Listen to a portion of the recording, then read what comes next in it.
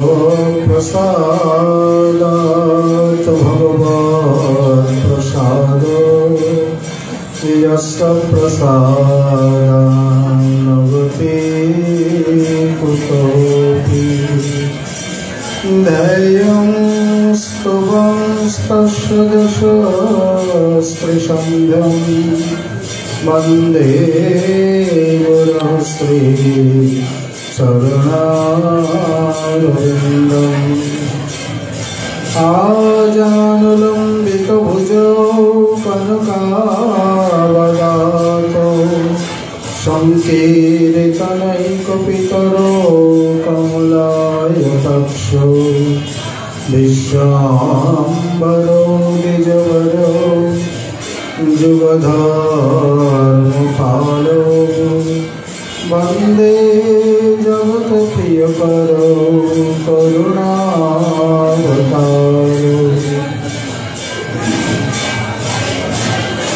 वृन्दावने विहरतो विविधैर्विनोदैः श्रीदासमित्रगुरुवृन्दमुदं विधत्रो वृन्दाश्रमं ललितया च विशाखया च संसेवमूर्तिजुगयोश्चरणे प्रपद्ये श्रीमद्भागवतं नौमि यस्य एकस्य प्रसादतः अज्ञतानपि जानन्ति सर्वगमानपि शशुकनिभृतचेता तद्बुद्धस्तन्नभावो अजितरुचिरलीला कृष्णसारस्तदीयम् ततुनुत कृपया यस्तत्तदीपं पुराणं तमखिलविजिनाघ्नं वैश्यसूनुं नतोऽस्मि। नमो धर्माय महते नमः कृष्णाय वेधसे ब्राह्मणेभ्यो नमस्कृत्य धर्मान् वक्ष्य सनातनम्।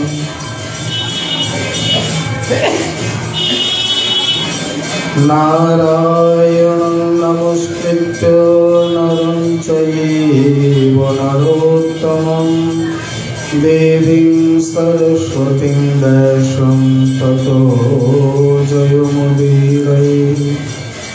या दृष्टानिखिलाभुसङ्घुशमने स्पृष्टा वपुपावने रोगाणामभिवन्दिता निरसने सिद्धान्तकत्राशिने प्रकाशक्तिविधयिने भगवत् कृष्णस्य समरोपिता नस्ता तच्चरणविमुक्तिफलदा तस्यै तुलस्यै नमः। जय रूप सनातन भट्ट रघुनाथ श्रीजीव गोपाल भट्ट दास रघुनाथ। এই জয় গোসাইর করি চরণ বন্দন যাহা হইতে বিঘ্ন নাশ ভীষ্ট পুরন। বাঞ্ছা কল্পতরুভ্যশ্চ কৃপা সিন্ধুভ্যৈব চ পতিতানাং পাবনেভ্यो বৈষ্ণব জয়াদ্বৈতচন্দ্র জয় গৌরভক্তবৃন্দ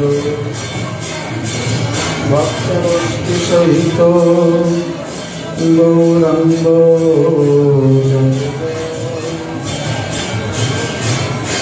শুনিলে চৈতন্য কথা ভক্তি লাভ।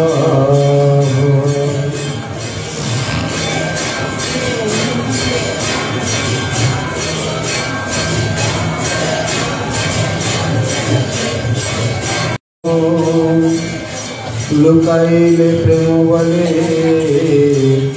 জানো তুমি সর্বমর্ম, গুপ্তে রাখিও ইহা না করিও প্রকাশ, আমার বাতুল চেষ্টা লোকে উপহার। আমি এক বাতুল তুমি দ্বিতীয় বাতুল, অতএব তোমায় আমায় হই সমতুল।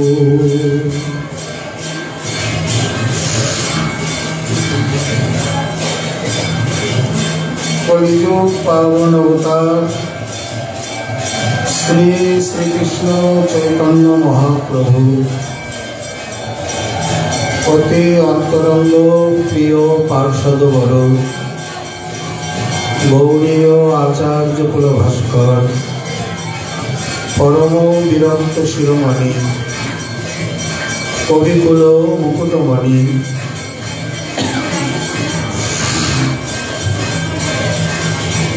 বিশ্ব বৈষ্ণব রাজ সভা সভাজন ভাজন শ্রী শ্রী রাধা কুণ্ডাশ্রয়ী শ্রী শ্রীল কৃষ্ণদাস কবিরাজ গোস্বামী চরণ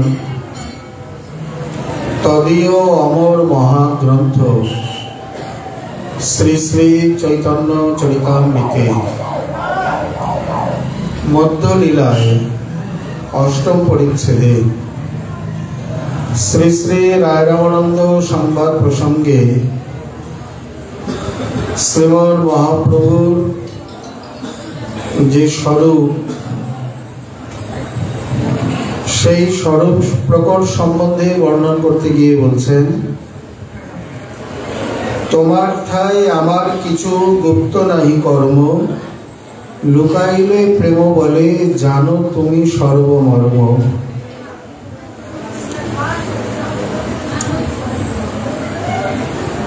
শ্রীমন মহাপ্রভু বলছেন, আমার অঙ্গ গৌর নয়, আমি শ্যাম, রাধাঙ্গ স্পর্শ করে আমি গৌর হয়েছি। আর তিনি গোপেন্দ্র সুত ছাড়া বা ব্রজেন্দ্র নন্দন ছাড়া অন্য কাউকে স্পর্শ করেন না। অতএব তার ভাব ইত্যাদি অঙ্গীকার করেই আমি এই প্রেমরস নির্যাস আস্বাদন করছি। তোমার নিকট আমার কিছু গুপ্ত বলে নেই, সবই ব্যক্ত। যদিও আমি লুকাবার চেষ্টা করি, তুমি তোমার প্রেম বলে সবই জানো। লুকাইলেও প্রেম বলে জানো সর্বমর্ম। সর্ব বললেই হতো, কিন্তু মর্ম শব্দ বলা হয়েছে। মর্ম বলতে তার যজ্জাবতীয় তাৎপর্যার্থ, মর্মার্থ, নিহিতার্থ, বিশেষার্থ, বৈশিষ্ট্য সবকিছু জানে। তার মানে এখানেও বুঝিয়ে দিচ্ছেন, ভগবানকে জানা বা বোঝা কেবল শাস্ত্রজ্ঞান ইত্যাদির দ্বারা সম্ভব নয়, কেবল টিকা টিপ্পণীর দ্বারা সম্ভব নয়। এই স্থানে একমাত্র ভক্তি বলে বা ভক্তির চরম পরিপাক প্রেম বলেই তাকে জানা বোঝা সম্ভব। ভক্তিরেবৈনং নয়তি ভক্তিরেবৈনং দর্শয়তি। ভক্তিবশ পুরুষ ভক্তিরেব ভূয়সী, কেবল ভূয়সী নয়, গরীয়সী, মহীয়সী, প্রেয়সী, বরীয়সী ইত্যাদি সমস্ত কিছু। অতএব শ্রীপ্রভু সন্দর্ভে বলেছেন, এই প্রেম ছাড়া তাকে জানা না জানার মতো নেই, তাকে পাওয়া না পাওয়ার মতো নেই। যেমন পুতনা আদি, যেমন চারণ মুষ্টিক আদি। পুতনা বক্ষে নিয়ে মায়ের মতো স্তনপান করালেন, কিন্তু তথাপি তার কোনো মাধুরী আস্বাদন করতে পারলেন না।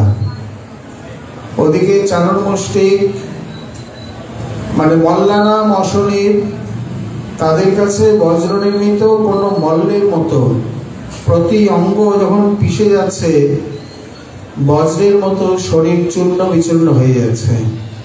অথচ এই মাধুর্যের অঙ্গ যখন শ্রীমতী আস্বাদন করেন বা গোপীগণ আস্বাদন করেন, জনম অবধি হাম অরূপ নেহারিনু নয়ন না তিরপিত ভেল, লাখ লাখ যুগ হিয়া হিয়ে রাখিন তবু হিয়া জুড়ন না গেল। তাদের অনুভূতি আর চারণ মুষ্টিকের অনুভূতি এক কখনোই নয়। কারণ প্রেমের পরম সার মহাভাব জানি, মহাভাব স্বরূপা শ্রী রাধা ঠাকুরানী।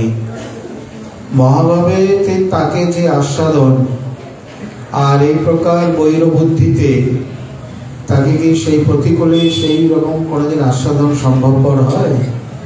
এক বিন্দু কারণ নয়। এই কারণে তিনি বলছেন যে যথার্থ প্রেমভক্তি যার মধ্যে নেই, তার পাওয়া না পাওয়া একই কথা। মিলিতপি ন মিলিত স্যাত। এই জন্যে তিনি বলছেন যে তোমার প্রেম বলে আমি শত লুকাবার চেষ্টা করলেও আমি লুকাতে পারি না। তুমি আমার মর্ম পর্যন্ত মানে নিহিতার্থ বা গূঢ়ার্থ পর্যন্ত জেনে বসে থাকো। এটি শ্রী রায় রামানন্দকে বললেও কেবলমাত্র তিনি নয়, উপলক্ষণে সমস্ত ভক্ত। এখন যার প্রেমের জাতি পরিমাণ যে প্রকার, তিনি তাকে ততটুকুই জানতে পারেন বা তাকে বুঝতে পারেন, সকলে বুঝে উঠতে পারেন না। যেমন ব্রহ্মা বিরাট ঐশ্বর্যে পড়ে বলছেন, জানন্ত এব জানন্ত কিংবহুক্তা নামে প্রভু। কেউ যদি বলে যে তোমাকে আমি জেনে গেছি, বুঝে গেছি, তিনি জানো, তাকে আমার প্রণাম, কিন্তু আমি তোমাকে জানতে পারিনি, জানা সম্ভব নয়। আবার তার গূঢ়ার্থ মর্মার্থ বা তার হার্দ অভিপ্রায় জানা আরো কঠিন। এখানে শ্রী ভগবান আচার্য আদি তার ভাই গোপাল কাশী থেকে বেদান্ত পড়ে এসছে, মহাপ্রভুকে শোনাবার জন্যে কত ব্যাকুল। সর্বদামোদর প্রভু ধমক দিলেন, তোমার হয়েছেটা কি? তোমার ভাই বেদান্ত পড়েছে তো তাতে কি? তুমি জানো কৃষ্ণ ভিন্ন যে কিছু জানে না, সে যদি সাঙ্কর ভাষ্য করে তার মতি ঘুরে যায়, তার মন ফিরে যায়, আর তুমি এই তোমার ভাইকে নিয়ে মাথামাতি করছো। খবরদার এই প্রকার করো না। উনি বুঝতেই পারেননি। বুঝতে পারলে মহাপ্রভুর কর্তা প্রিয়, উনি তাহলে এইরকম বাচ্চাদের মতো বায়না ধরতো না বা ব্যাকুলতা প্রকাশ করতো না। আবার শ্রীরূপের ক্ষেত্রে পরিষ্কার বলছেন, শ্রীমান মহাপ্রভুর হার্দ অভিপ্রায় জ্ঞাতা। যেদিন তিনি চালেতে প্রথম শ্লোক দেখলেন, প্রিয় অয়ং সহচরী ইত্যাদি রূপে, মহাপ্রভু প্রতিদিন উপভোগের পর সিদ্ধবকুলে যেতেন, হরিদাস ঠাকুরকে দর্শন দিয়ে আসতেন। শ্রী রূপ গোস্বামী গেছেন স্নানে,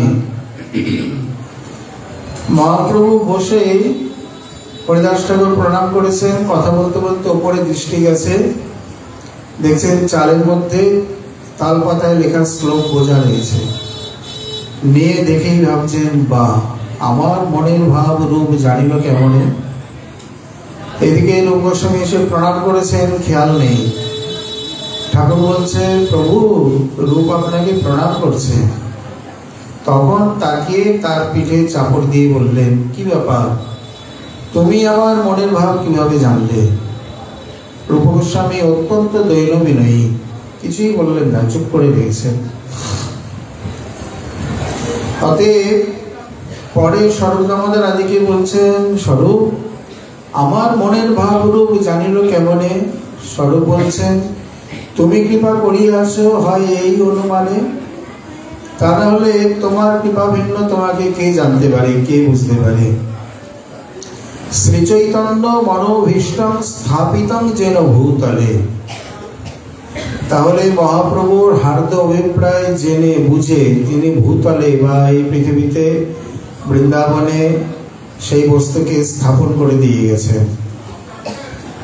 তাহলে আমরা কি বলবো? ভগবান আচার্য প্রভুর মর্মজ্ঞ, না রূপ স্বরূপ রায়রামানন্দ ইত্যাদি প্রভুর মর্মজ্ঞ? মর্মে অন্তরে মানে মর্মং জানাতি মর্মং অন্তরং জানাতি য স ইতি মর্মজ্ঞ। যেমন অন্তরঙ্গ আমরা বলি, অন্তরঙ্গ কাকে বলে? অন্তরে রিঙ্গতি গচ্ছতি য স অন্তরঙ্গ। ঋগি ধাতু গতি অর্থে যিনি অন্তরে পর্যন্ত প্রবেশ করতে সমর্থ হয় তিনি হচ্ছেন অন্তরঙ্গ। বাইরে বাইরে হলে হবে না। মনের ভাব বুঝলো না, চট করে একটা মন্তব্য করে বসলো, উনি করছেন এক অভিপ্রায়ে বলে বসলেন, রচনা করে দিলেন আর এক অভিপ্রায়। এরা কখনো অন্তরঙ্গ হতে পারে না, এরা বহিরঙ্গ। বাইরে যা দেখে যা বোঝে তাই করে।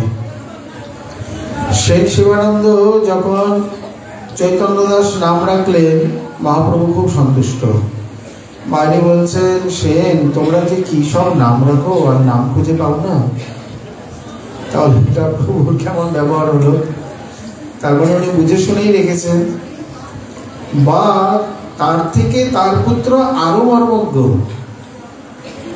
চাতুর্মাসে যখন সেন শিবানন্দ যেখানে আছেন, মানে যে যেখানে বাসা পেত, যেমন নিয়ম সভায় এখানে কেউ হয়তো হলে একসঙ্গে সবাই মিলেমিশে আছে, কেউ আবার একটু ভালো করে টাকা পয়সা দিয়ে ভালো ঘর নিয়ে আছে। তা সেন শিবানন্দ আদি এনারা ধনী, আসার সমস্ত পথ খরচ তার, ওনারা একটু আলাদা বাসা টাসা নিয়ে থাকেন, প্রভুকে নিমন্ত্রণ করেন, ভিক্ষা দেয়, ওনাদের কথা একটু আলাদা। সেন শিবানন্দ যেদিন প্রভুকে ভিক্ষা দিয়েছে, উপকরণগুলো প্রভুর ততটা মনোভূত হয়নি। এখানে এই লীলাটি প্রভুর ইচ্ছাতেই হয়েছে, কারণ সেন শিবানন্দ যদি মনোভূত ভোজন দিতেন তাহলে তার পুত্র পরে কি দিত? যেমন সবই যদি রূপ সনাতন আবিষ্কার করে দিত, তাহলে মহাপ্রভু সে কি আবিষ্কার করত? কিছু কিছু নিজের জন্য রাখে। সবই যদি বৃন্দাবন দাস ঠাকুর বলে দিতেন, তাহলে কবিরাজ কি বলতেন? এই জন্যে প্রভু কিছু কিছু কারোর জন্য রেখে দেন। তা সেন শিবানন্দের সেবায় প্রভু নিমন্ত্রণ গ্রহণ করেছেন, ওপর ওপর ভোজন করেছেন। কবি কর্ণপুর অতটুকু বয়সে সেটা লক্ষ্য করেছেন। বলছেন, প্রভু কালকে এখানেই আপনার আবার নিমন্ত্রণ রইল, এই নিমন্ত্রণ আমার পক্ষ থেকে। তুমি তোমার নিমন্ত্রণ কেন? আজকে তো পেলাম না, কালকে আরেকদিন থাক। মনে আজকে আপনি খুব একটা তৃপ্তি করে পাননি, আমার মনে হলো আগামী দিন একটু তৃপ্তি করে পাবেন। তাহলে কি করে তৃপ্তি হবে? তাহলে দেখা যাক। পরের দিন প্রভুর যে প্রিয় উপকরণ শাক, শুক্তা, আদা, লেবু চাকি, অম্ল, মহাপ্রভুর ভোজন সম্পূর্ণ আয়ুর্বেদিক এবং বৈজ্ঞানিক। সর্বপ্রথমেই শুক্তা, ঘৃতসিক্ত অন্ন। অনেকেই আছে খাওয়ার সময় আগে জল খায় না, মনে থাকে না, এক মুষ্টি অন্ন মুখে দিতে না দিতেই 3-4 ঢোক জল, 1 গ্লাস জল খেয়ে নিলেন। মানে জঠরাগ্নি সবে উদ্দীপ্ত হবে, তার মধ্যে দিল জল ঢেলে। এটা তো পেটের রোগী। এই জন্যে প্রথমেই শুক্তা, তরল, খাদ্যনালী তো অনায়াসে চলে যাবে, তার মধ্যে ঘৃতসিক্ত অন্ন আদি, মানে একেবারে অয়েলি ক্লিনিং একসঙ্গে। পুরো ঘিটা যখন গিয়ে পড়বে, আপনি এমনিতে আঁকা বাঁকা কত ফুট নলি গিয়ে যখন পেটে যাবে, আপনি পাকস্থলীতে পৌঁছে যাবে, মধ্যে পথে থাকবে না।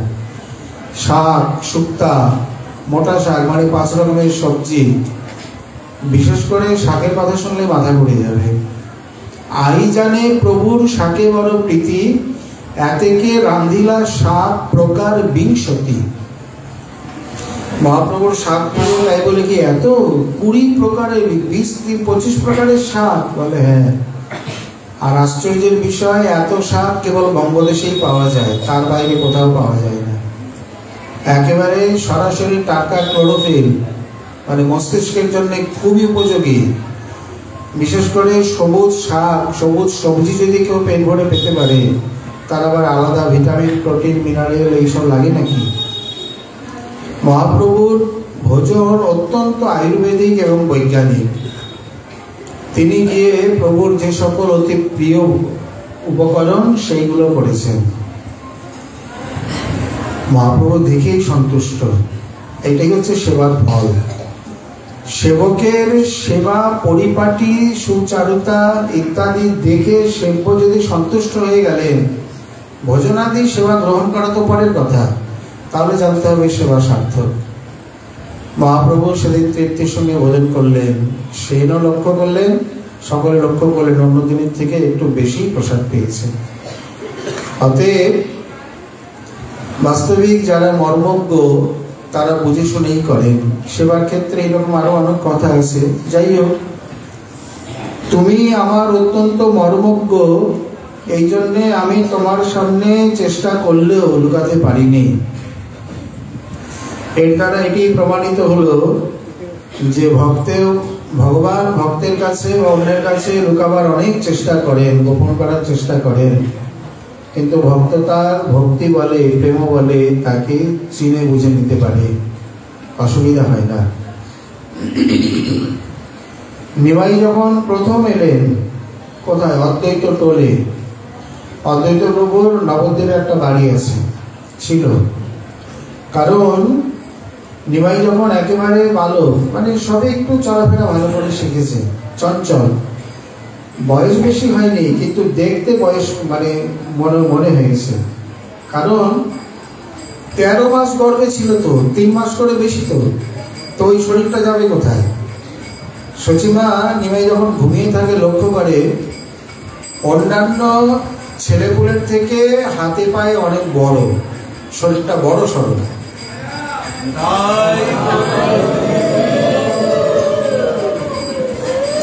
মা হাত দুটোকে লম্বা করে দেখে, একেবারে হাঁটু স্পর্শ করে যাচ্ছে, আজ আরো লম্বিত, সোনার পুতুলি আমার।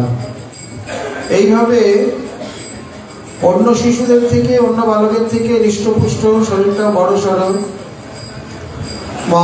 মা বলছেন, নিমাই অগ্রজকে, দাদাকে ডেকে আনো। এখন মা কি নিমাইকে শান্তিপুরে অদ্বৈতের টোলে পাঠাবে বিশ্বরূপকে ডাকতে? এটা তো লীলাতে সামঞ্জস্য হয় না। এখানে অদ্বৈত প্রভুর একটি বাড়ি আছে, সেইখানে, বেশি দূরে নয়। নিমাই কি প্রকার? একেবারে দিগ্বসন, পরনে কোনো কাপড় নেই, কিন্তু কোটির কিনকিনি এমনভাবে তৈরি করা যে অধঙ্গ আচ্ছাদিত হয়ে রয়েছে। পিছনে নিতম্ব দেশে এবং সামনের প্রদেশে একটু চওড়া করে নামানো, তাতে কাপড় না পরলেও চলে। আর বিভিন্ন অঙ্গে বিভিন্ন আভূষণ, কুঞ্চিত কেশদাম, সামান্য বাচ্চাদের চুল হয় না, কিন্তু একেবারে কুঞ্চিত কেশদাম নিয়ে আবির্ভূত। বাস্তবিক মাথার শোভা হলো কেশ, কেশ না থাকলে আবার শোভা থাকে? তাতে আবার ঝুটি করে বাঁধা, স্বর্ণ ডোরে সেই ঝুটি বাঁধা, গলায় ব্যাঘ্র নখের আভূষণ, পিছনে সোনার জরির সুতো ঝুলছে। ওটা দেখতে খুব ভালো লাগে। মানে স্বর্ণ ডরি, দুটো ডরি দুটো সমান হয়ে ঝুলবে না, একটা একটু বড়, একটা 1.5 ইঞ্চি কম, এরকম অসমানে ঝুললে দেখতে ভালো লাগে। একেবারে পিঠটা কিরকম, মনে হচ্ছে যেন সোনার দালান, চওড়া তো, পৃথু তুঙ্গ বক্ষ, 32 প্রকার লক্ষণের মহাপুরুষের এক লক্ষণ। বুকটা যেমন চওড়া হবে তেমনি উঁচু হবে, আর পৃষ্ঠদেশ হবে সমান, মসৃণ, মনে হচ্ছে যেন সুমেরু পিঠ। আর তার মধ্যে সেই স্বর্ণডুরি যখন দুলছে, তার যে শোভা, মনে হয় স্বর্ণিম, মানে সেই গঙ্গা গাঙ্গেয় রূপে যেন প্রবাহিত হয়ে আসছে। আর হাতে বাজুবন্ধ ইত্যাদিতে রয়েছে অঙ্গদ, কেওর ইত্যাদি, চরণে মণিময় নূপুর, আর সারা গায়ে ধুলা। ওটা সব থেকে বড় আভূষণ, ওটা থাকবেই। ধামেশ্বরের অঙ্গে ধামের রস থাকবে না, তাও আবার হয় নাকি? ধামে এসে ধামে গড়াগড়ি দিল না, তার ধামে এসে কি লাভ, কি সার্থকতা? তাতে শুভময় বৃন্দাবন কবে হবে দর্শন, সে ধুলি মাখিব কবে গায়। বলে এটা কোন প্রসাধন, এটা কোন কোম্পানি? বলে এই কোম্পানি জগতে আর কোনো কোম্পানির সঙ্গে মেলে না, এই প্রসাধনের সঙ্গে অন্য কোনো প্রসাধনের সাদৃশ্য হয় না। এই প্রসাধনে একবার যদি প্রসাধনী হওয়া যায়, কেউ হতে পারে কোনো সৌভাগ্যবান, অন্য কোনো প্রসাধনের তার আর প্রয়োজনই পড়ে না, একেবারে প্রভুর চরণ পর্যন্ত নিয়ে যাবে, সেবা প্রাপ্তি করিয়ে দেবে। এই রজ আমরা সাম রহস্য পরিষদ থেকে বলে এসেছি। অতএব অঙ্গ দলিত অদ্বৈত প্রভু এইভাবে বসে আছেন, মানে চার চালার টোল এই প্রকার বাসে, আর বিশ্বরূপাদি সব এইদিকে আচার্যের দিকে মুখ করে আছেন, আর ওইদিকে পথের দিক দিয়ে বালক নিমাই প্রবেশ করছেন।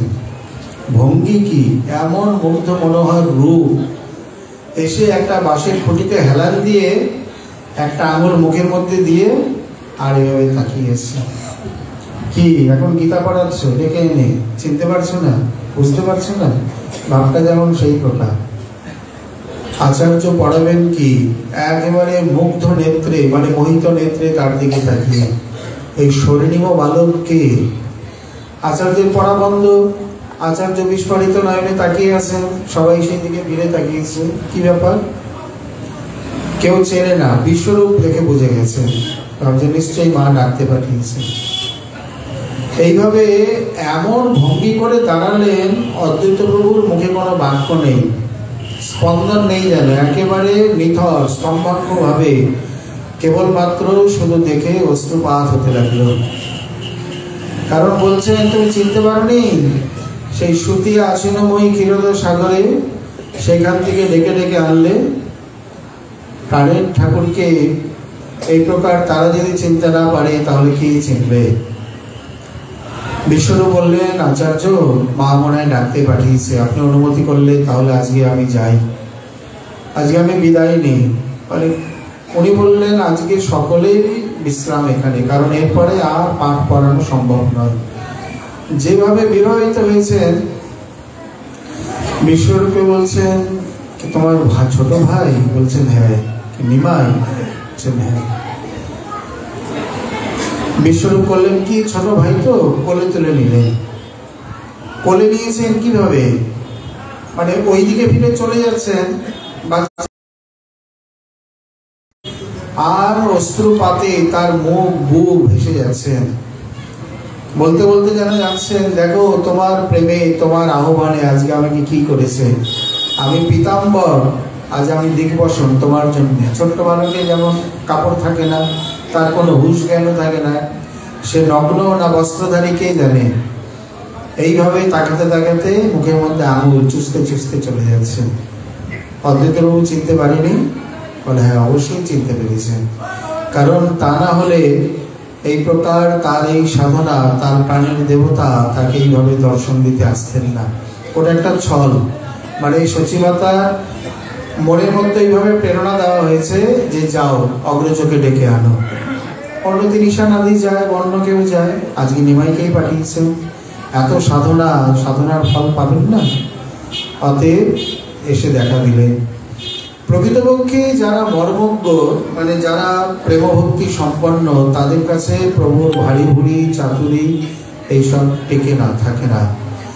আর যাদের এই প্রকার অভাব আছে, বা বাস্তবিক যেখানে ভাব নেই সেখানেই তো অভাব, তাই না? তা যেখানে এগুলো নেই সেইখানেই প্রভুকে চিনতে পারে না, বুঝতে পারে না।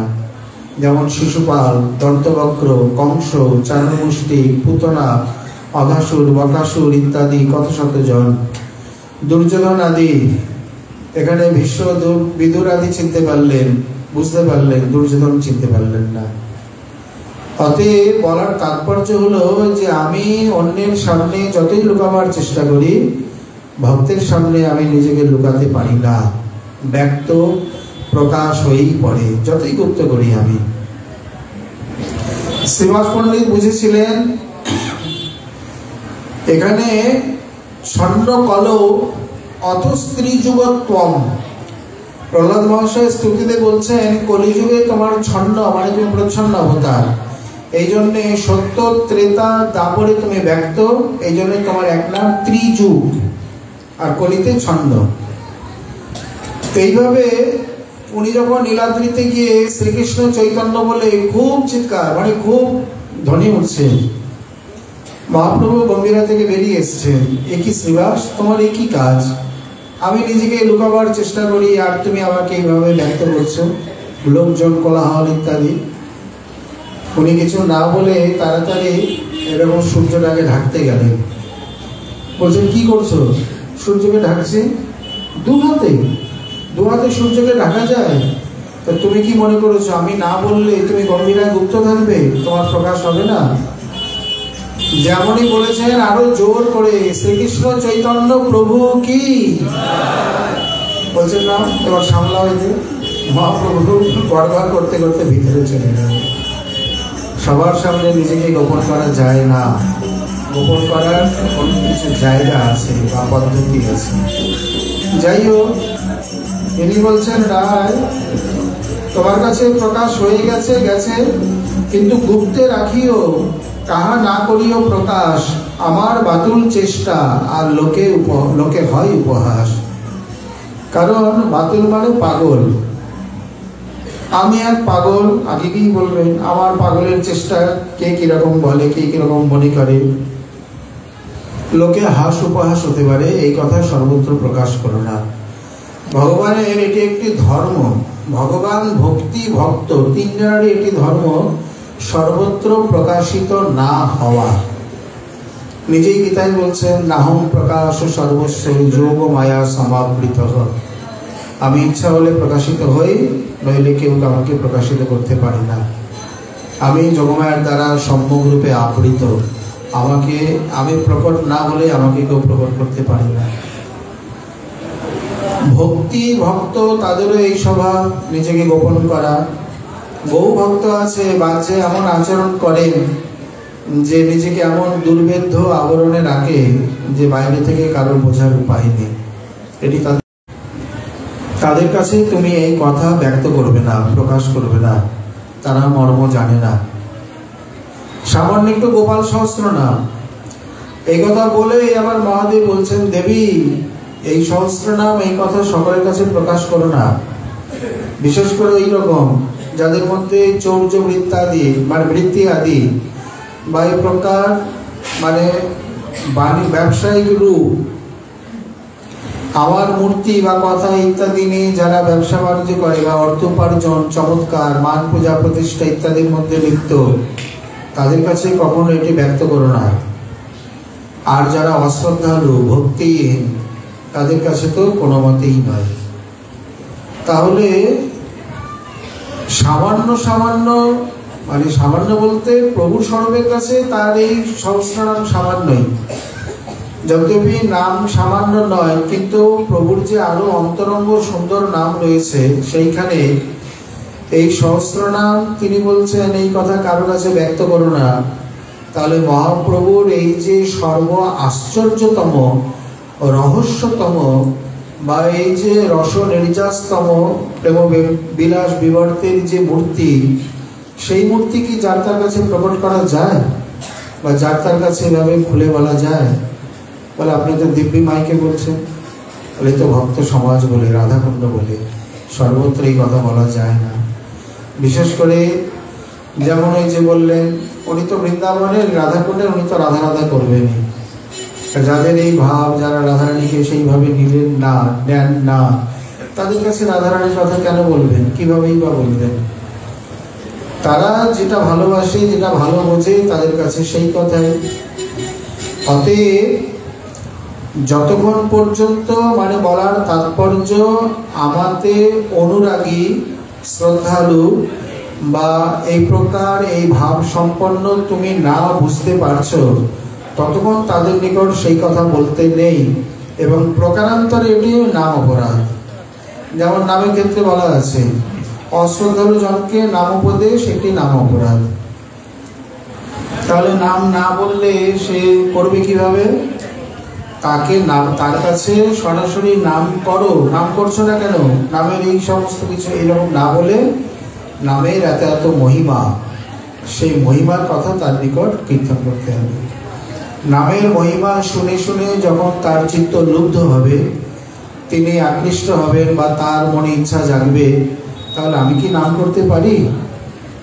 তখন তাকে বলবেন হ্যাঁ, নাম সকলেই করতে পারে, আপনিও তাহলে করা শুরু করুন। আর তা নাহলে অশ্রদ্ধার জন্য প্রথমে বলে তিনি বললেন এ সামান্য নাম দিয়ে কি হবে, কত সাধনাদি রয়েছে। যেমন শ্রীপ্রভু বলছেন, সত্যযুগের যারা এই প্রকার 10,000 বছরের তপস্বী, ঊর্ধ্বপদে হেট মুন্ডে নাক টিপে ব্রহ্মচর্য পালন করে, যাদের মন্ত্রের ধ্বনি মজ্জা থেকে মানে সেই বন ম্যারো থেকে উত্থিত হচ্ছে, এইরকম ব্যক্তিরা অধরষ্ট স্পন্দন মাত্র নাম করেই তার কৃপা, সংসার নাশ, মুক্তি, এগুলো তারা বিশ্বাসই করতে পারে না। অতএব তাদের কাছে এইভাবে নামের উপদেশ করবে না।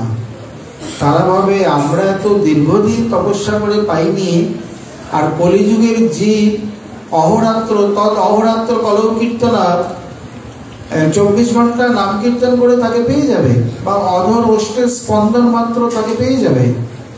কিন্তু নামের যে কি মহিমা তারা অবগত নয়। এই জন্যে নাম সম্বন্ধে তাদের সন্দেহ, অর্থবাদ বা এই প্রকার তাদের আস্থা নেই। এহেন ব্যক্তিকে কদাপি কদাপি নাম উপদেশ নয়। যদি প্রয়োজন হয় প্রকারান্তরে নাম ও মহিমা প্রকাশ, যখন তার বিশ্বাস, শ্রদ্ধা, দৃঢ়তা বা আকাঙ্ক্ষা ইত্যাদি জানবে, তখন তাকে নাম করার কথা বলে। সেই প্রকার যাদের লীলা বা ভগবৎ স্বরূপ শ্রীমন মহাপ্রভু রাইধনী ইত্যাদি ভালো লাগে না, বা যারা এই রসের রসিক নয়, যাদের অন্যভাবে উপাসনার ইচ্ছা, আকাঙ্ক্ষা বা প্রবৃত্তি, এবং তাদের কাছে কি যদি আপনি বলেন তারা ভালোবাসবে কেন? যেমন রাসলীলার কথা শুনেই আরে পণ্ডিত মশাই কি শুরু করলেন, রাতের বেলা পরে বইয়ের কাপড় টানাটানি, এসব পাঠ বন্ধ করেন, আপনি মনসা মঙ্গল শুরু করুন তো। এখন সত্যিই তো রাসলীলাতে এইসব কথা রয়েছে। এখন রাসলীলার মর্ম, রাসবিহারী রাসেশ্বরের মর্ম যদি সে না জানে, না বোঝে, অথচ এই রাসলীলা শোনার জন্য ত্রিপুরার মহারাজ নবদ্বীপ থেকে গৌর গোবিন্দানন্দ প্রভুকে নিয়ে গেছেন। রাসলীলার কি পাঠ হবে? রাসের ভূমিকা বলতেই 7 দিন চলে গেল। এখানে নাকি রাধাকুণ্ডে একবার রাধাবিনোদ গোস্বামী প্রভু এসেছিলেন, যার এই এত বড় ভাগবত। সবাই রাসলীলা শোনার জন্য আগ্রহ প্রকাশ করলেন, বললেন প্রভু আপনার মুখে রাসলীলা একটু শুনুন, যদি আপনি কৃপা করেন। তা প্রথম শ্লোকে যে যোগমায়া উপাসচক্রে, এই যোগমায়া উপাশ্রিত, এই যোগমায়া শব্দকে নিয়ে বিবিধ পুরাণ, ইতিহাস, স্মৃতি, সংহিতা, বেদ, বেদান্ত ইত্যাদি থেকে এই যোগমায়া শব্দকে আলোচনা করতে করতে পুরো 1 মাস চলে গেছে।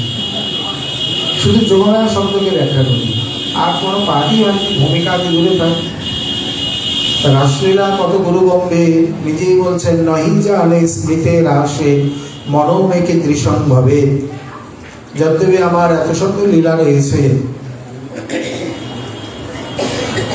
তথাপি রাসলীলার কথা বললেই আমার মন উদাসীন হয়ে যায়, উদাস হয়ে পড়ে। সর্বলীলা মুকুটমণি, তার মহিমাটাও সর্ব মহিমার মুকুটমণি। অতএব এই জন্য বলছেন গুপ্তে রাখিও কাহা না করিও প্রকাশ। এটি প্রকাশের প্রয়োজন নেই। আমি যুগাবতার, কল্পাবতার, দিবাবতার ইত্যাদি ইত্যাদি লোকে যা বলে বলুক, যে যা মনে করে করুক, তুমি আমার অতি প্রিয় অন্তরঙ্গ। এই জন্যে তুমি তোমার প্রেম বলে, প্রেম ফলে আজ আমার এই নিগম নিগূঢ় স্বরূপ জানতে পারবে। নিগম বলতে বেদ, নিখিল শাশ্বত সত্যের নিগমন, প্রকটন, প্রকাশন হচ্ছে যার থেকে, তাকে বলে বেদ। সেই বেদেতেও যা অত্যন্ত নিঃশেষ রূপে গূঢ় তত্ত্ব, তাই হচ্ছে নিগম নিগূঢ় তত্ত্ব। এক কথা বলতে গেলে নিগম নিগূঢ় প্রকাশ। ওই বেদের ইঙ্গিত আছে, বেদের প্রকাশ বা দিগদর্শন আছে। অতএব এই কথা তুমি সর্বত্র প্রকাশ করো না। কি আর বলবো বলো, আমি এক বাতুল আর তুমি হও আর এক বাতুল, তোমার 2 বাতুলে, তুমি আমায় 2 বাতুলে হই সমতুল। সমতুল মানে সমান। এতক্ষণ পরে এসে মহাপ্রভু নিজেকে এবং রামরায়কে পাগল বললেন কেন? এর তাৎপর্য কি? এখানে আগেও বলেছেন তারাই প্রভুর অন্তরঙ্গ, স্বরূপ রায় রামানন্দ। এত শত পরিকর থাকা সত্ত্বেও গম্ভীরাতে ওই দুজন। বাদবাকি যারা মানে গোবিন্দ, শঙ্কর ইত্যাদি, এরা অন্য সেবায়, এই লীলাতে কিন্তু তাদের প্রবেশাধিকার নেই, বা এই সেবাতেও নেই। এই সেবাতে স্বরূপ এবং রায় রামানন্দ, আর স্বরূপের আশ্রিত বলে রঘুনাথ দাস, এই হাতে গোনা তিনজন। যদ্যপি রঘুনাথের অত উল্লেখ নেই, কিন্তু ওই একটা সূত্রেই বুঝে নিতে হবে, ষোড়শ বৎসর কইল অন্তরঙ্গ সাধন। এই অন্তরঙ্গ সেবন, এই অন্তরঙ্গ সেবন কার সঙ্গে করলেন? যেহেতু স্বরূপের রঘু। আচ্ছা, স্বরূপ দামোদর প্রভু যখন রাত্রিবেলায় মহাপ্রভুর সেবায় চলে গেছেন, তখন কি রঘুনাথ ঘরে বসে জপ করবে না লীলা স্মরণ করবেন? এটা তো স্বাভাবিক, প্রভু সাক্ষাৎ প্রকট। স্বরূপ প্রভু সেবায় গেছে, আর রঘু কি ঘরে বসে জপাদি করবেন? মনে তো হয় না। উনিও তার সঙ্গে সেবাই করেছেন, উল্লেখ থাক বা না থাক, এটি স্বাভাবিক যুক্তিতেই বোঝা যায়। অতএব এই মর্মজ্ঞ দুই তিনজন ছাড়া নীলাদ্রিতে কি পরিকরের অভাব? ওদিকে বক্রেশ্বর, ভট্টাচার্য, হরিদাস ঠাকুর, সিকি মাইতি, ভগবান আচার্য, ছোট হরিদাস, গোপীনাথ, বাণীনাথ ইত্যাদি, আরো মুরারি, মুকুন্দ, আরো কত শত রয়েছে। কিন্তু কেবল এই দুই মরমী সখা, ললিতা বিশাখা, তাদেরকে নিয়েই প্রভুর যত আস্বাদন। চণ্ডীদাস, বিদ্যাপতি, রায়ের নাটকগীতি, কর্ণামৃত শ্রীগীত গোবিন্দ, স্বরূপ রামানন্দ শনে মহাপ্রভু রাত্রি দিনে, গায় শোনে পরম আনন্দ। রামানন্দের শ্লোক আর স্বরূপের গান, বিরহ বেদনায় প্রভুর রাখে পরাণ। রাধিকার প্রাণপতি কি লাগি কাদয়ে নীতি, ইহা বুঝে রসিক সমাজ। ওই দুজনের নাম, আর কারোর নাম নেই। চণ্ডীদাস, বিদ্যাপতির ইত্যাদির পদ পদাবলী, যেমন উনি মহাপ্রভুর সাক্ষাৎ দ্বিতীয় কলেবর, তেমনি সঙ্গীতে গন্ধর্ব সম, তার থেকেও বেশি। তার পিকবিনিন্দি কণ্ঠে তিনি প্রভুকে এই সঙ্গীত সুধা পান করাতেন। সঙ্গীত ঈশ্বর আরাধনার একটা অন্যতম সুন্দরতম মাধ্যম। কেবল সঙ্গীতে সিদ্ধি লাভ করেছেন, ভগবত সাক্ষাৎকার সেবাপ্রাপ্ত হয়েছেন, একজন দুজন নয়, শয়ে শয়ে দৃষ্টান্ত রয়েছে। বল্লভ সম্প্রদায়ে যে অষ্টছাপের কবি, যার প্রধানতম কুম্ভন দাসজি, তাদের মতে উনিও ব্রজের বিশাখা সখী। এছাড়াও গোবিন্দ দাসজি, পরমানন্দ দাসজি, নন্দ দাসজি, চতুর্ভুজ দাসজি, মীরাবাইজি, সুরদাসজি ইত্যাদি কত শত জন রয়েছে, যাদের কেবল সঙ্গীত আরাধনাতেই সিদ্ধি। সঙ্গীত সুন্দর করে গাইলে প্রভুর মানে এমনভাবে মন সমস্ত কিছু আকৃষ্ট হয় যে তিনি আর অন্য কিছু করতে পারেন না। অতএব স্বরূপের গান আর রামানন্দের শ্লোক মানে তার নিজস্ব রচিত জগন্নাথ বল্লভ নাটক, কৃষ্ণ কর্ণামৃত, গীত গোবিন্দ, শ্রীমদ্ ভাগবত ইত্যাদি। ও তাহলে মানে স্বরূপ দামোদর প্রভু সংস্কৃত জানতেন না বা উচ্চারণ করতে পারতেন না, ওই জন্য রায় রামানন্দ করতেন। তোমার মুখে ছাই পড়ুক। সবাই সব জানে, পাণ্ডিত্যে, গাম্ভীর্যে, সঙ্গীতে, সমস্ত দিক দিয়ে সকলের তুঙ্গে। দুজনে দুই প্রকার সেবা করতেন। তার মানে রায় রামানন্দ সঙ্গীত জানতেন না বা স্বরূপ দামোদর সংস্কৃত জানতো না, এই প্রকার নয়। উনি যদি না জানতো তাহলে দেবদাসীগণকে শিক্ষা দিত কি করে? অতএব সবাই সবই জানে, কেবল দুজনে এক এক প্রকার দু প্রকার সেবা করছেন। এইখানে বাতুল বলার এক প্রকার অর্থ হলো, শ্রীমন মহাপ্রভু গম্ভীরায় যে লীলারস আস্বাদন করেছেন সেটি দিব্যন্মাদে। দিব্যন্মাদ দশা হচ্ছে ভাগবতে বর্ণিত মাথুর বিরহে দশম স্কন্ধে 46 এবং 47 অধ্যায়ে। রাধিকার দশা রয়েছে উদ্ধব দর্শনে, সেই মতো প্রলাপ প্রভু করে রাত্রি দিনে। ভ্রমময় চেষ্টা সদা প্রলাপময় ভাব, নিরন্তর হয় প্রভুর বিরহ উন্মাদ। কি প্রকার?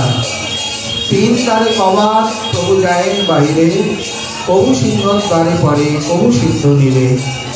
গম্ভীরা ভিতরে রাত্রে নাহি নিদ্রালভ, ভিত্তে শির মুখ ঘষে ক্ষত হয় সব। চটক পর্বতে দেখি গোবর্ধন ভ্রমে, ধাইয়া চলে করে প্রভু করি আর্তনাদে। উপবন উদ্যানে দেখি বৃন্দাবন জ্ঞান, তাহা যায় করেন প্রভু নর্তন কীর্তন। যাহা প্রভু শুনি নাই গীতা ভাগবতে, সেই সব ভাব দেখি প্রভুর দেহেতে। আজ এইভাবে শ্রীমন মহাপ্রভু এই সম্পূর্ণ, এটা একটা সূত্র মাত্র, এগুলোর আরো বিস্তার রয়েছে। এই সূত্র দিয়েছেন শ্রী রঘুনাথ দাস গোস্বামী তার গৌরাঙ্গ স্তব কল্পতরু স্তবে। এর মধ্যে প্রায় 14টি শ্লোক আছে এবং অন্তলীলার 14দশ পরিচ্ছেদ থেকে 20টি পরিচ্ছেদ, মাঝখানে একটি বাদ, খুব সম্ভব 16 বা 17, যাই হোক 16 পরিচ্ছেদই হবে। বাদ বাকি প্রত্যেকটি পরিচ্ছেদে অন্তলীলা বর্ণিত।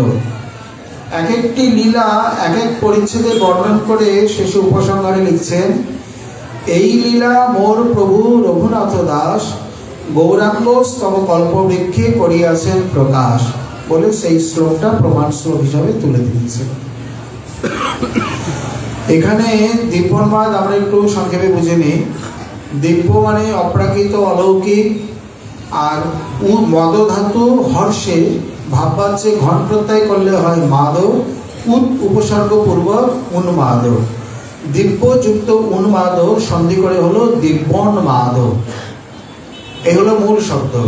উন্মাদ মানে কি? উন্মাদ মানে পাগল।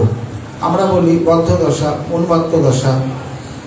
প্রভু এখন পাগল, কিন্তু প্রভুর এই পাগলামি বা প্রভুর এই উন্মত্ত দশা সাধারণ আর 5 জনের মতো লৌকিক প্রাকৃতিক নয়, অপ্রাকৃতিক, অলৌকিক। দশাটি কোথা থেকে এসছে? এর আগে কি কারোর এই দশা কখনো প্রকাশ পেয়েছে বা কেউ এই দশায় কোনোদিন পড়েছেন? কারোর বর্ণনা পাওয়া যায়? বলে হ্যাঁ, এটি পূর্বকৃত, এটা নতুন নয়। কোথায়? ওই যে রাধিকার দশা রয়েছে উদ্ধব দর্শনে, ওই দশাটা কোন দশা? ওটা দিব্যন্মাদ দশা। সেখানে চিন্তা, জাগরণ, প্রলাপ, উদ্বেগ, তানবতা, ক্ষীণতা, মোহ, মৃতি, এই দশবিধ দশা দিব্যন্মাদের গোস্বামী উজ্জ্বলে দেখিয়েছেন। তার মধ্যে মৃতি মানে মৃত্যু তো সম্ভব নয়, যেহেতু নিত্যসিদ্ধ পরিকর, কিন্তু ওই প্রকার দশা হলে যা হয় চণ্ডীদাসাদি তাও দেখিয়েছেন। মরিব মরিব সখী নিশ্চয় মরিব, কানু হেন গুণনিধি কালি দিয়ে যাব। এটি দশমী দশা, মৃতি দশার বর্ণন। দশমী দশার পদাবলী সাহিত্যে সব আলাদা আলাদা করে ভাগ করে পদ রচনা করা হয়েছে। পদাবলী সাহিত্য কেউ যদি বুঝে যায়, উজ্জ্বল নির্মণি তার নখদর্পণ। নায়িকা ভেদ, রসভেদ, দশমী দশা, 64 মানে অন্য প্রকার নায়ক নায়িকা, সমপূর্বরা, দিব্যন্মাদ, সম্ভোগ, সংকীর্ণ, সাত্বিক, সমৃদ্ধ, যত প্রকারে যত বিশ্লেষণাদি আছে, প্রত্যেকের পদ আছে। মানে আমাদের মহাজনগণ কত বড় রসিক, অভিজ্ঞ, শাস্ত্রজ্ঞ, ওই দশাগুলি, বর্ণনাগুলি নিয়ে পদ রচনা করে দিয়েছেন। কেন? পদরচনায় সহজ, সুগম হয় বুঝতে। যেমন মৃতি দশা এমনি বোঝাতে কঠিন। যেমন এই চন্দ্রদেব এই পদটা গাওয়া হলো, মরিব মরিব সখী নিশ্চয় মরিব, তখন বুঝতে পারলেন ও মানে কামের বিরহে তিনি প্রাণ ত্যাগ করতে চাইছেন। এটি দশমী মৃতি। মৃতি বললেই তো লোকে বুঝবে না। মৃতি মানে মৃতির ভাবই হলো মৃত্যু, এই ধাতু থেকেই এসছে। যাই হোক, এই উন্মাদনা কখনোই প্রাকৃত নয়। এর মধ্যে আবার কিছু লক্ষণ আছে। কাপি ভ্রমাভা বৈচিত্র্যী, এর মধ্যে বিচিত্রতা থাকবে এবং ভ্রম থাকবে। কবিরাজ গোস্বামী কত বড় পণ্ডিত দেখুন। চটক পর্বতে দেখি গোবর্ধন ভ্রমে, ভ্রম শব্দটা তুলে দিয়েছেন। উপবন উদ্যানে দেখি বৃন্দাবন জ্ঞান, ভ্রম জ্ঞান। একে উড়িয়া ভাষায় টোটা বলে। টোটা মানে বাগান, উপবন। আগে পুরীতে অনেক উপবন ছিল, বন আদি ছিল। এখন যেমন হোটেলের জঙ্গল, তখনকার দিনে তো তা নয়। তখনকার দিন উপবনে ভরা। আর এই উপবন উদ্যান এগুলো দেখলেই মহাপ্রভুর বৃন্দাবন জ্ঞান হতো, কিন্তু এটা ভ্রম। চটক পর্বত দেখলেই গোবর্ধন জ্ঞান হতো, কিন্তু এটা ভ্রম। অতএব যে উন্মাদনায় ভ্রম থাকবে, বৈচিত্র্য থাকবে এবং নিদারুণ প্রলাপ বিলাপ ইত্যাদি থাকবে, এর মধ্যে আবার কতগুলো ভাগ রয়েছে, চিত্রজল্পা এবং উদ্ঘূর্ণা ইত্যাদি লক্ষণান্বিত সমস্ত ভ্রমটা, সমস্ত উন্মাদনাকে এক কথায় বলা হবে দিব্যোন্মাদ। রাধিকার দশা রয়েছে, রাধিকা উদ্ধব দর্শনে শ্রীমতী রাধারানীর যে দিব্যোন্মাদ দশা বা দিব্য উন্মাদিনী তিনি হয়ে পড়েছিলেন। কৃষ্ণকমল প্রভু রায় উন্মাদিনী রয়েছে, সকলের পড়া উচিত যদি এই রস আস্বাদন করতে ইচ্ছা লাগে। ওনারা যেভাবে আস্বাদন করেছেন, সারাটা দিন যে যার কাজকর্ম, মহাপ্রভুর সেই সেবা সঙ্গনে নাম সংকীর্তনের মতো সন্ধ্যার পরে পরে যে যার এসে এই অন্তরঙ্গ 4-5 জন একটা ঘরের মধ্যে প্রবেশ করে দরজা দিয়ে দিতেন, আর উনি একাধারে বলে যেতেন, কেউ লিখতেন বা কেউভাবে বা রচনা করা পর দিব্যি সুর তাল দিয়ে গান হতো। কিসের আলস্য, কিসের নিদ্রা, সারা রাত্রি কোথা দিয়ে তাদের অতিবাহিত হতো তারা বুঝতে পারতেন না। সকালবেলায় আবার যে যার নিজের কাছে। একদিন দুদিন নয়, দিনের পর দিন কৃষ্ণকমল প্রভু ঢাকা দিতে মানে বঙ্গদেশে থাকাকালীন অন্তরঙ্গ ভক্তকে নিয়ে এইভাবে আস্বাদন করে গেছে। তার রচিত কাব্যাদির মধ্যে দিব্যোন্মাদ বা রায় উন্মাদিনী সর্বশ্রেষ্ঠতম। যেহেতু রাধিকার ভাবকান্তি করি অঙ্গীকার, তাহলে রাধারানীর যত যত ভাব আছে তার মধ্যে মাথুর বিরহে দিব্যোন্মাদ ভাব হচ্ছে শ্রেষ্ঠতম। এইভাবে তুলনা নেই, এইভাবে সমকক্ষ কেউ নেই। যে ভাবেতে রাধারানীর স্বরূপ কিঞ্চিততম হলেও প্রকাশিত হয়েছে। কারণ রসিকগণের মতে গোপী গীতের থেকে ভ্রমের গীতের গুরুত্ব মহিমা অধিক, গভীরতা অধিক। কেন না, গোপী গীত গাওয়া হয়েছে দক্ষিণা রাগিনীতে, তোমাকে চাই, তোমাকে না হলে বাঁচব না। আর ভ্রমের গীত গাওয়া হয়েছে বামা রাগিনীতে, তোমাকে চাই না, তোমাকে ছেড়ে বাঁচতে চাই। দুস্তাজস্তৎ কথার্থ। উদ্ধব বলে তাকে পাঠিয়ে দিন, বলে না। আপনারা দুঃখ ভোগ করছেন, বলে করি। যবে তিনি নিজে থেকে মনে করবেন তবেই যেন আসে, এর আগে যেন না আসে।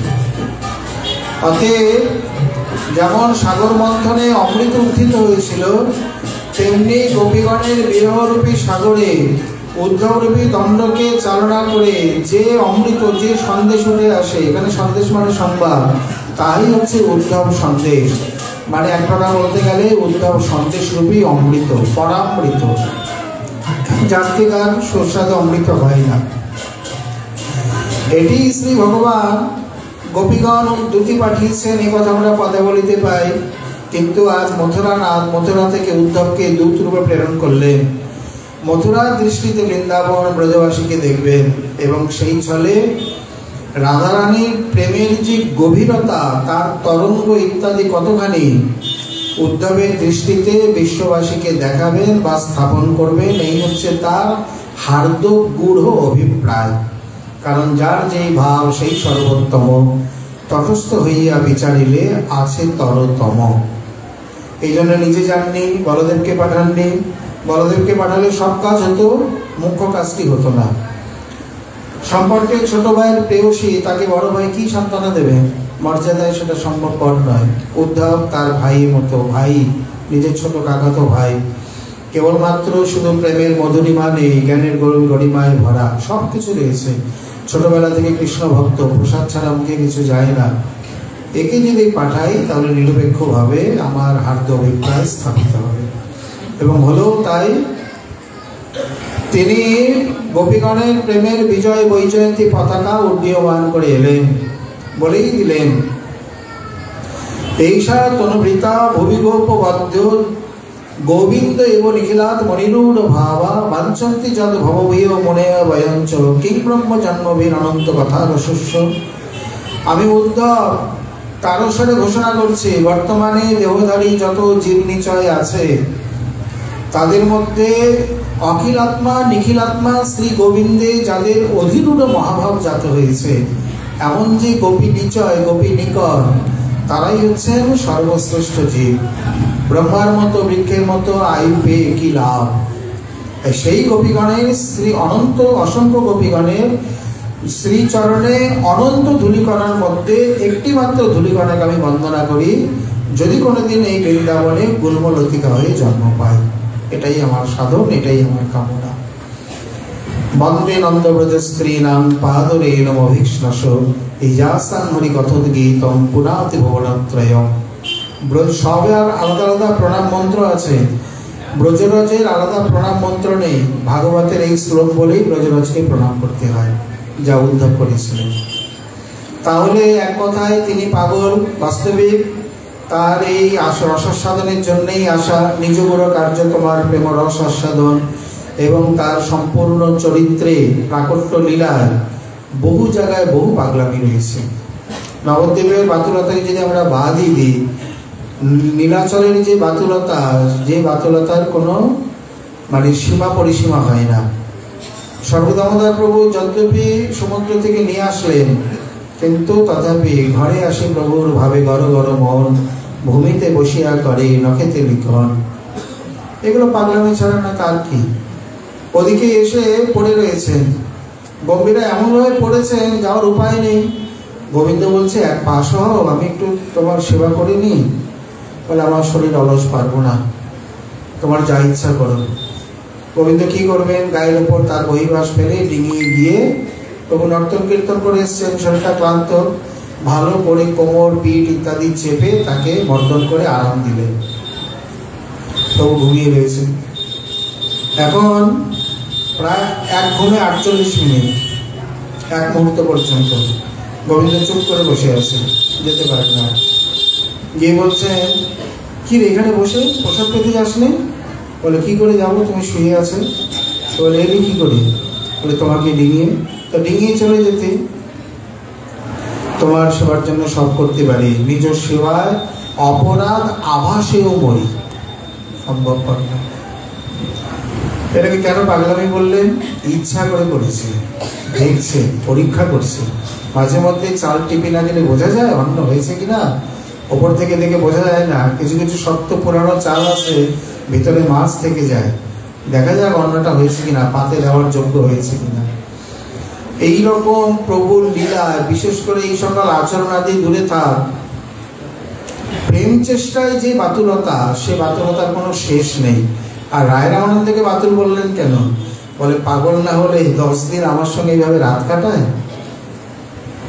পাগলের সঙ্গে কে কার থাকতে পারে? নিহাল দাসের সঙ্গে সবাই থাকতে পারেনি। মথুরার খুব বিরক্তি হয়েছিল প্রথমে, কিন্তু যখন নিহাল দাসের রং, পাগলামি বাতুলের রং মথুরানাথের মধ্যে লেগে গেল, তখন কিন্তু তাকে আর পাগল নোংরা বলে বিতাড়িত করতে পারল না। তখন তার দেওয়া চৈতন্য চরিতামৃত পড়তে লাগলেন, তার দেওয়া গৌর মন্ত্র জপ করতে লাগলেন, তার দ্বারা বিগ্রহকেই তিনি স্থাপন করলেন। কিভাবে দুজনের মধ্যে রঙে রঙিন হয়ে গেল। অতএব আমি এক বাতুল, তুমি আর এক বাতুল, 2 বাতুলে হই সমতুল, তোমায় আমায় 2 বাতুলে হই সমতুল। এই বাতুলতার মধ্যে আরো যে কিছু দিগদর্শন রয়েছে। আগামী দিনে আমাদের এই নিয়ম সেবা, ঊর্জাব্রতে ভাগবতী কথার বিশ্রাম, রাত্রে সকালবেলা মূল পাঠ বিশ্রাম হয়ে ভাগবত পরিক্রমা হবে, আর রাত্রিবেলা যার যে নিত্য পাঠ্যসূচি রয়েছে সেই পাঠ হয়ে তারপরে আমাদের ভাগবতের বিশ্রাম হবে। আজকে আমাদের ভাগবতী কথা এখানেই বিশ্রাম লাভ করবে। নিতাই গৌর হরি। প্রসাদ আছে, সকলে প্রসাদ নিয়ে যাবেন।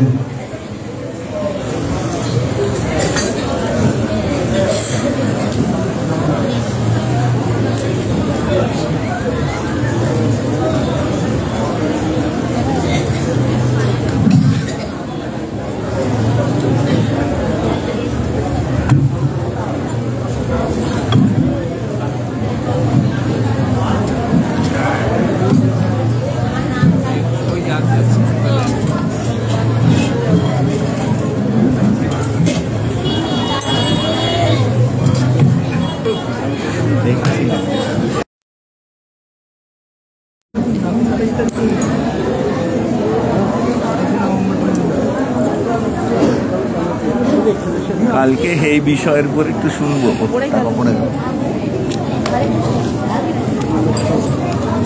ভক্তির সঙ্গ যেখানে হোক। ও তাহলে ওখানে যাবো।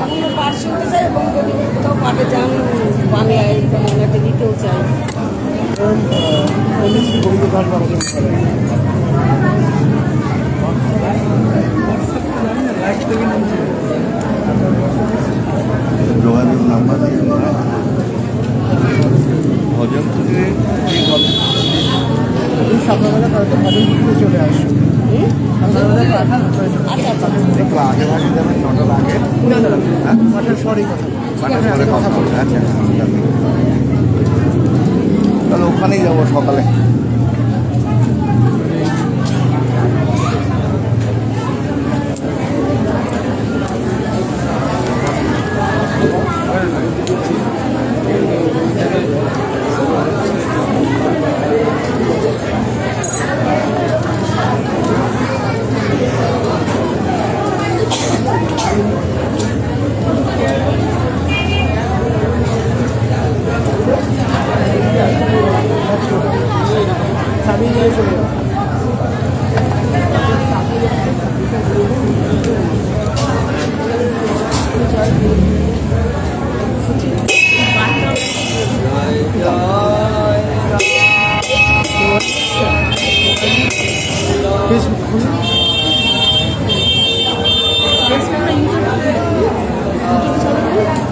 ফেসবুক আছে কি?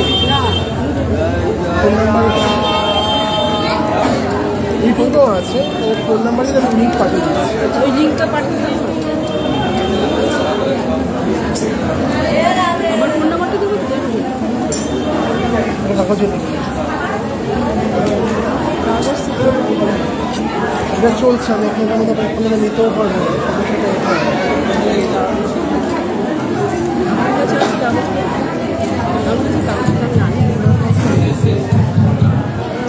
আমাকে মনে আছে। জয় জয়